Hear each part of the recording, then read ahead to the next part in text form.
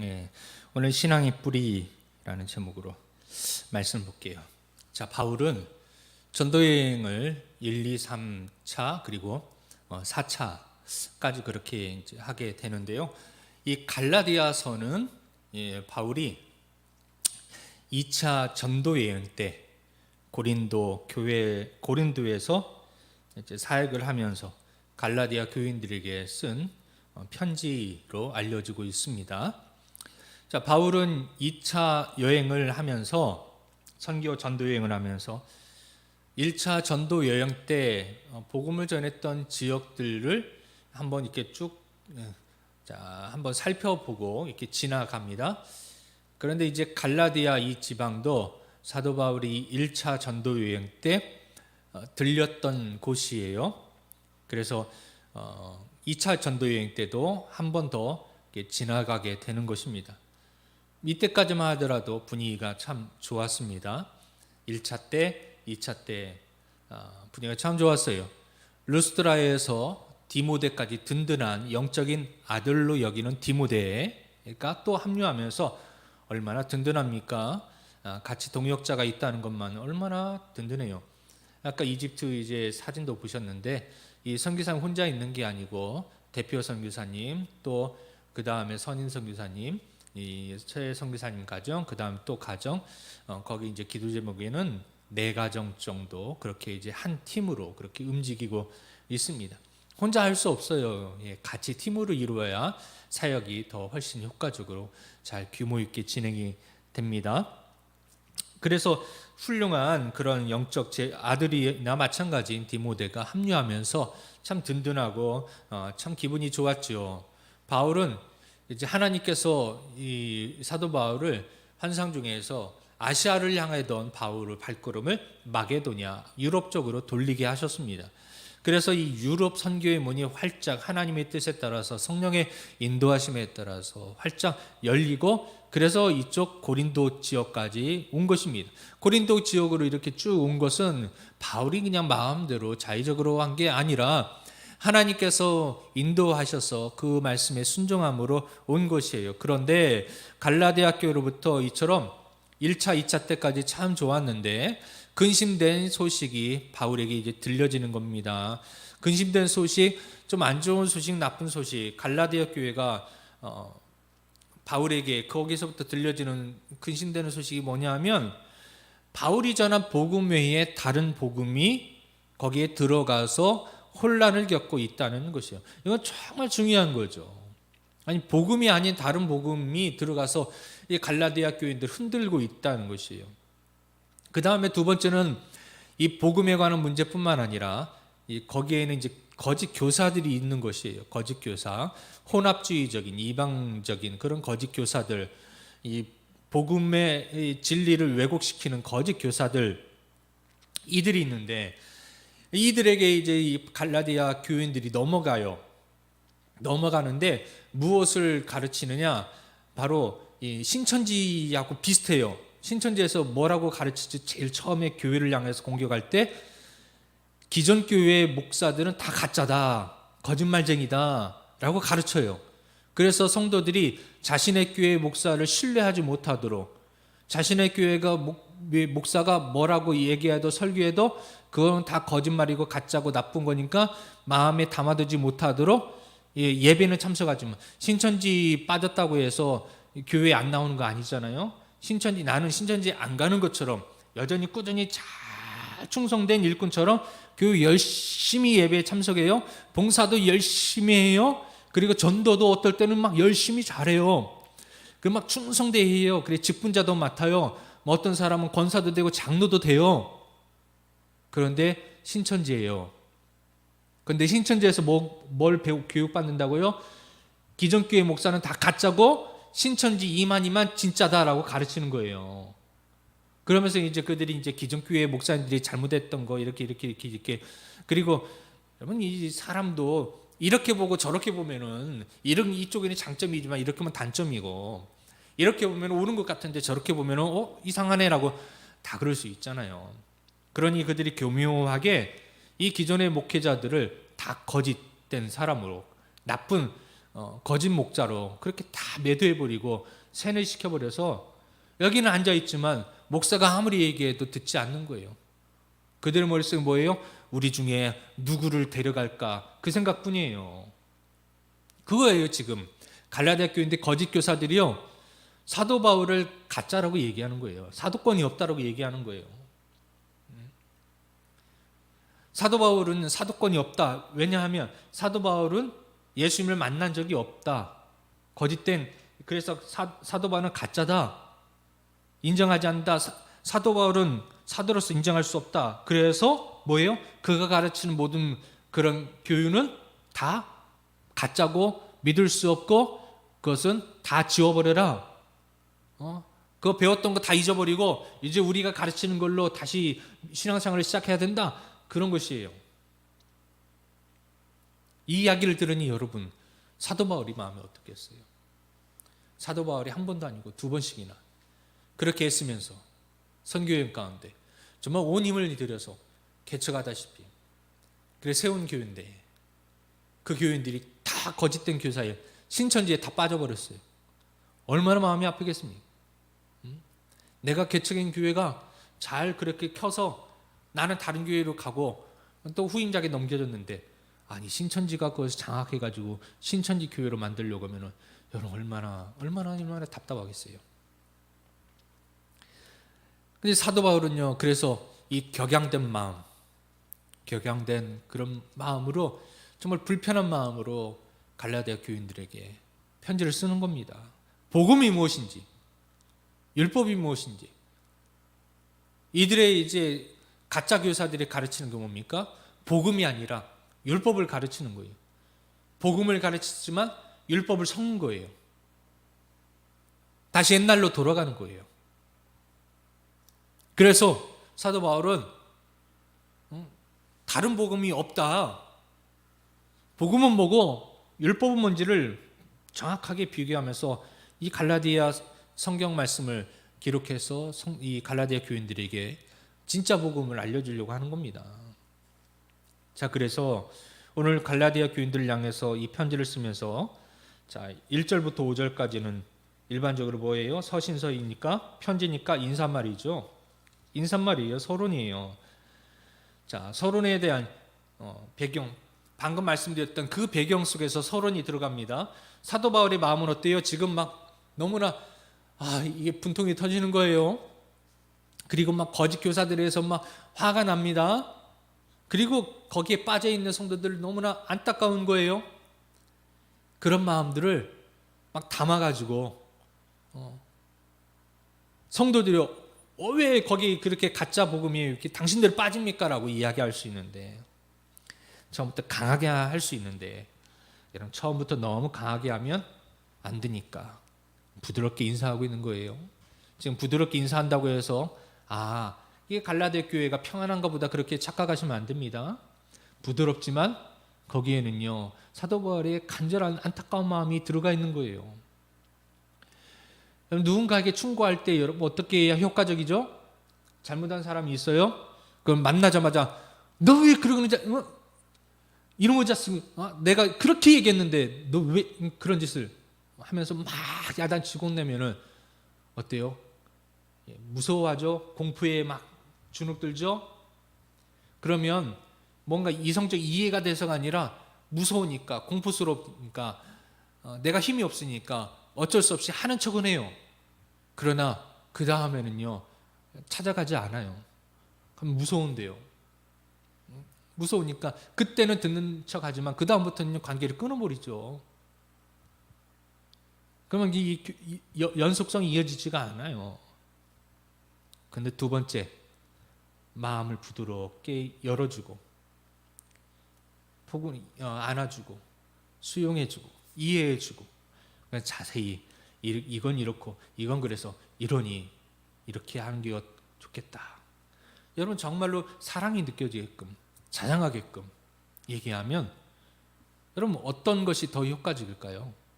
두 번째이죠. 부드럽게 마음을 이해해주고 포용해주고, 이게 두 번째가 훨씬 더 좋은 방법이고 효과적인 방법입니다. 사도 바울이 그런 거예요.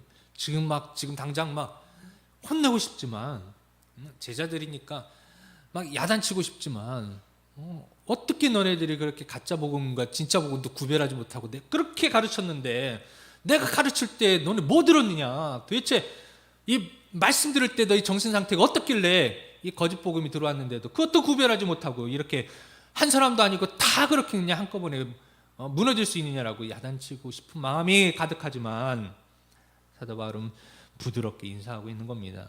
그래서 우리가 오늘 1절 말씀 보십시오.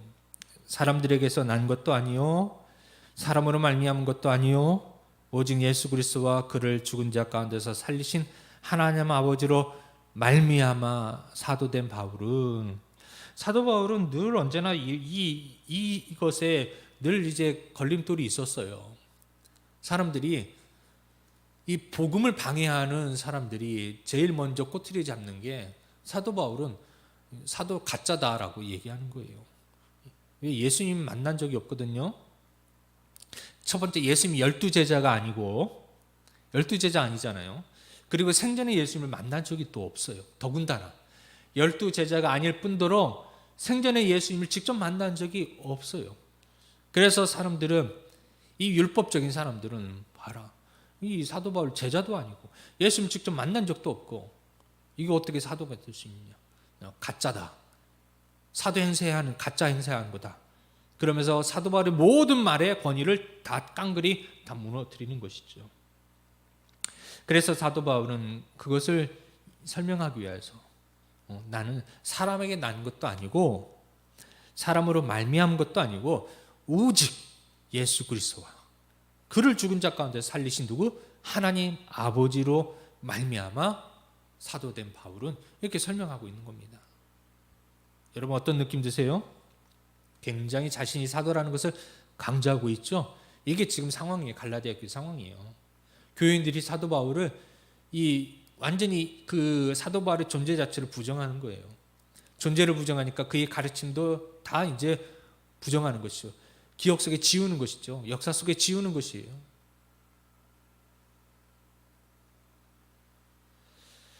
바울은요 그냥 자기가 하나님의 사도라고 칭하는 것이 아니라 앞에 막 여러 가지 사람이 난 것도 아니요 말미암은 것도 아니요 예수 그리스도와 그를 죽은 자까지 살리신 하나님 아버지로 말미암아 막 붙이는 거죠. 이해를 시키는 것이에요. 사도권이, 자신의 사도권이 사람에게서 나온 것이 아니다라는 걸 강조하기 위한 겁니다. 그러면서 자신의 사도권이 어디예요? 오직 예수 그리스도와 하나님 아버지, 그를 죽은 자 가운데 살리신 하나님 아버지로부터 난 것이라고 강조하고 있어요. 바울이 갈라디아 교회 성도들에게 편지를 쓰면서 처음부터 이렇게 자신의 사도권에 대해서 하나님께로 온 것이라고 강조하는 이유가 뭐라고요? 앞에서 말씀드린 것처럼 이 갈라디아 교회 성도들이 거짓 교사들에 속아가지고 사도 바울의 그 권위를, 그의 모든 가르침을 부정하는 거예요. 그리고 거짓 교사들에게 완전히 빠져 있는 거예요. 사도 바울 흔적 지우기. 우리가 이제 어떤 사람이 나쁜 왕이 새로운 왕이 되어지면 그 전에 전임자의 공적들은 다 지워버리잖아요. 우리나라 뭐 역사도 대통령들도 마찬가지잖아요. 새로운 대통령이 되어지면 그 전임자가 했던 좋은 일들은 다 중단시켜요. 전임자가 했던 좋은 일들, 백성들이, 국민들이 야 저건 잘한 행정이다, 대통령이 저건 잘했지라고 생각될 만한 그런 것들은요 5년 하다가 그 다음 다른 사람 되면 그냥 중단해버려요. 더 잘할 수 있는데 그냥 딱 중단해버리면 어떻게 돼요? 그동안에 투자했던 것이 그냥 딱 멈추는 거죠. 건축도 어때요? 종종 보면은 제가 전주에 있을 때 저희 교회 입구에서 보면은요 그 조그만 산인데 높지도 않은 산이에요. 뭐 식장산보다 좀 작아요. 그런데 그 중간쯤에 큰 건물이 있어요. 근데 그 건물이요 그냥 콘크리트 뼈대만 있는 거예요. 왜 저러냐고 했더니 벌써 20년 넘게 저런다는 거예요. 왜냐면 공사하다가 부도 났나 봐요. 아니면 뭐 법적으로 뭔가 문제가 있었다든가 그래서 중단돼 가지고 뭐 헐지도 못하고, 왜냐면 하는데 또 돈 들어가니까 돈 쓸 필요 없잖아요. 어차피 중단된 거. 그래서 20년 동안 그냥 그대로 있는 거예요. 여러분 짓다가 중지하면 어떻게 돼요? 너무나 흉물이 되어져요. 그리고 다음에 다시 지으려고 하면은 이미 다 썩어가지고 그 안에 있는 속에 있는 구조물들이 배관들이요 다 녹슬고 썩고 또 벌레들이 들어가고 그래서 뭐 어떻게 할 수 없어요. 그래서 그냥 다 무너뜨려야 되는데 무너뜨리지도 못하고 그냥 흉물이 돼서 그냥 있는 거예요. 위험물처럼. 신앙도 마찬가지입니다. 신앙도 세워지다가 중단되어지면 이것도 아니고 저것도 아니고 참 흉물스러운 그런 신앙의 모습이 되는 거예요. 거짓 교사들에 의해서 바울이 예수님이 12제자 가운데 속한 것도 아니고 부활을 직접 목격한 것도 아니기 때문에 사도가 아니라고 주장하면서 갈라디아 교회의 성도들을 미혹했습니다. 그래서 바울은요 자신의 사도권의 뿌리가 어디 있다고요? 하나님께 있다는 것을 먼저 이야기하죠. 강조하죠. 바울은 자신의 사도권이 사람에게 뿌리를 둔 것이 아니다. 하나님께 뿌리를 두고 있다. 부드럽게 이야기하고 있는 거예요. 그러나 여기에는요 강한 책망이 들어가 있다는 것을 느껴야 합니다. 결국 바울이 이렇게 말씀하는 것은 갈라디아 교회 성도들은 하나님께 뿌리를 두고 있지 않고 지금 거짓 교사들의 말에 뿌리를 두고 그 말에 속아서 바울을 사도로 인정하지 않고 있다. 그런 말이죠. 그래서 바울은 지금 갈라디아 교회 성도들에게 너희는 사람에게 신앙의 뿌리를 두지 말고 하나님께 두라고 말씀하고 있습니다. 사람에게 신앙을 뿌리 두지 말라. 하나님께 두어라. 여러분 바울의 이 말씀은 오늘날 우리 모든 이 땅의 교인들에게도 동일하게 주시는 메시지입니다. 사람에게 이 복음의 뿌리, 신앙의 뿌리를 두어서는 안 돼요. 사람은 사랑해야 될 존재이지 믿음의 존재가 아니에요. 교회를 다닌다고 해서 다 예수님을 정말로 믿는 것은 또 아닙니다. 신앙의 뿌리를 하나님께 두고 하나님의 영광을 위해서 살아가는 것도 아니에요. 우리 성도들도 마찬가지, 목회자도 마찬가지지만 성도들도 마찬가지예요. 저와 여러분 모두가 마찬가지입니다. 저는 여러분이 저를 향한 여러분의 마음, 또 여러분을 향한 저의 마음, 그리고 여러분 서로 서로의 마음, 사랑해야 되는 그리고 섬겨야 되는 그런 관계이지 믿는 관계가 아니라는 거예요. 그런 종종 우리는 어떻게 해요? 내가 믿었는데, 목사님을 믿었는데, 권사님을 믿었는데 어떻게 그럴 수 있어요? 믿는 관계가 아니에요. 사랑하는 관계예요. 섬겨주는 관계예요. 중보기도 해주는 관계예요. 사람에게 뿌리를 두고 신앙생활하면 안 돼요. 누구누구 목사님 때문에, 누구누구 권사님 때문에 나는 그 교회 다녀. 그러면 안 되는 거죠. 목사가 다른 교회로 부임하면, 아니면 권사님이 이사가서 다른 교회로 가면 쪼르르르 따라가거나, 아니면 그 권사님이 안 계시니까 나도 이제는 더 이상 그 교회 안 나갈래. 그는 어디에 뿌리를 둔 겁니까? 사람에게 뿌리를 둔 거죠. 하나님께 뿌리를 둔 것이 아니에요. 하나님께서 말씀하지 않으셨는데 사람 보고 사람이 떠났다고 나도 떠나면 그거는 사람에게 뿌리를 둔 신앙이지요.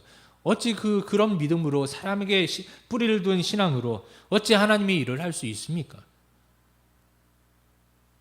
그나마 그런 사람이 교회 안에서 분란을 일으키지 않고 혼란을 일으키지 않고 이처럼 거짓된 거 선동하지 않은 것만으로 참 어떻게 보면 참 다행이에요. 대부분 그런데 그런 사람들 치고 문제 없이 떠나는 사람이 없어요. 교회를 다니다가 여러분 안티 크리스찬들, 안티 기독교인들 교회를 향해서 막 부정적으로 막 인터넷에서 욕을 하고 있고 막 그런 사람들 보면은 이제 어릴 적에 청년 시절에 조금 교회 다녔던 사람들 중에 상처받은 사람들이 많아요. 교회를 아예 모르는 사람은 그런 이제 비판을 하지 않아요. 교회를 모르니까 그냥 나쁘다고만 얘기하지 구체적으로 얘기하지 않아요. 구체적으로 막 교회는 이게 나쁘고 저게 나쁘고 막 이래서 안 되고 막 저래서 안 되고 막 목사들을 막 비난하는 사람들을 보면은요 교회를 잘 알아요. 왜냐하면 이 어릴 적에 젊을 때 교회 다니다가 상처받아가지고 그때 상처받은, 그때 이게 자기가 볼 때 잘못되다고 그냥 사람의 마음으로 판단해가지고 그거 가지고 계속 꼬투리를 잡고 비난하고 그러는 거죠. 앞장서는, 안티기독교인으로 기독교로 앞장서는 거죠.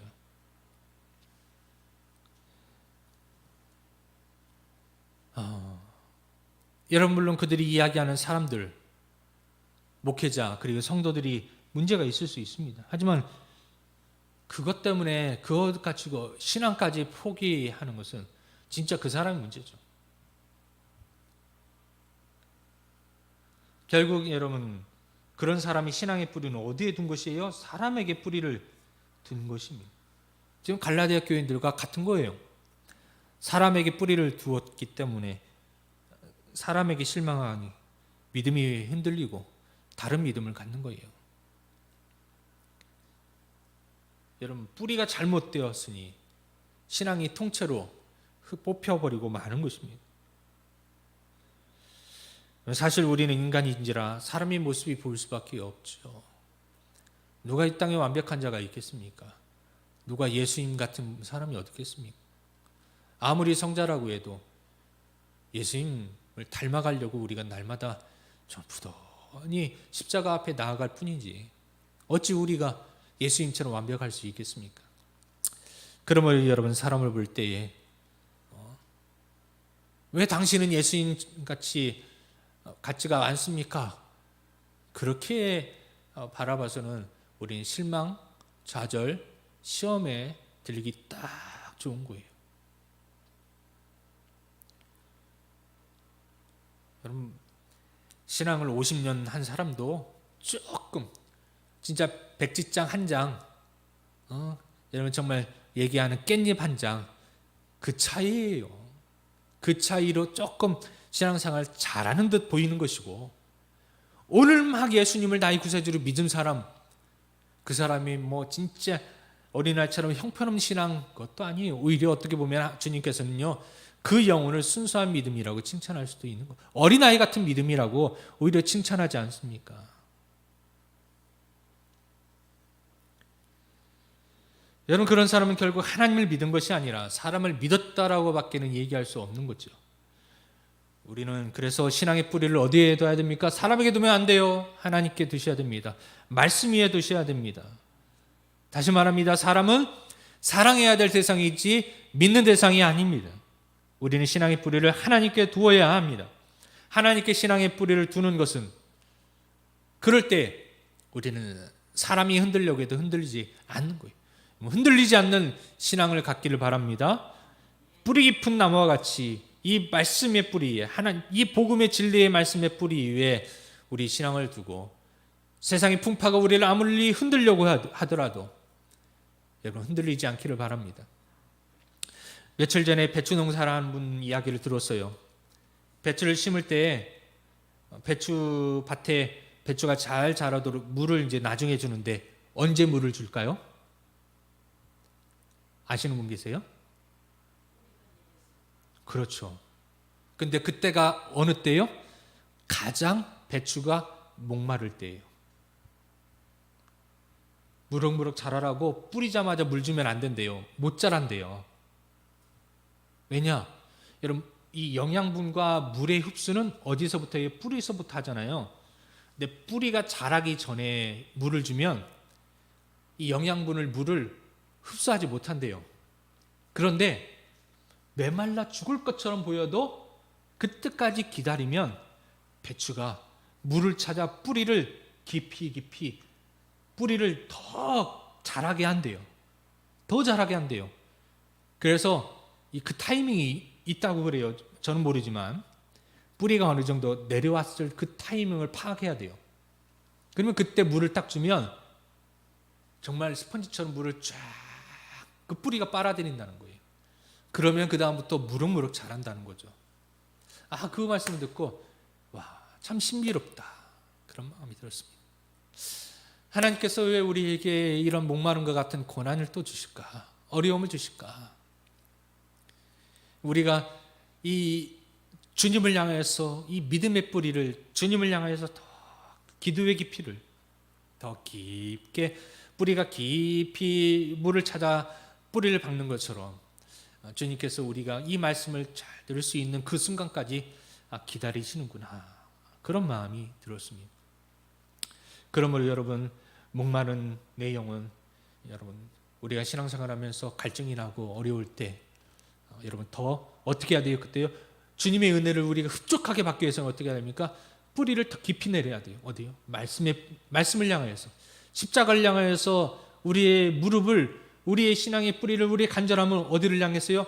십자가를 향하여서, 예수님을 향하여서 우리 뿌리를, 믿음의 뿌리를 더 깊이 내릴 때에 주님께서 말씀을 통해 주시는, 기도를 통해 주시는, 찬양을 통해 주시는 은혜의 단비, 우리가 그 단비를 하나님께 주셨을 때 그것을 흠뻑 우리가 흡수하고 우리 신앙이 무럭무럭 자라날 줄로 믿습니다.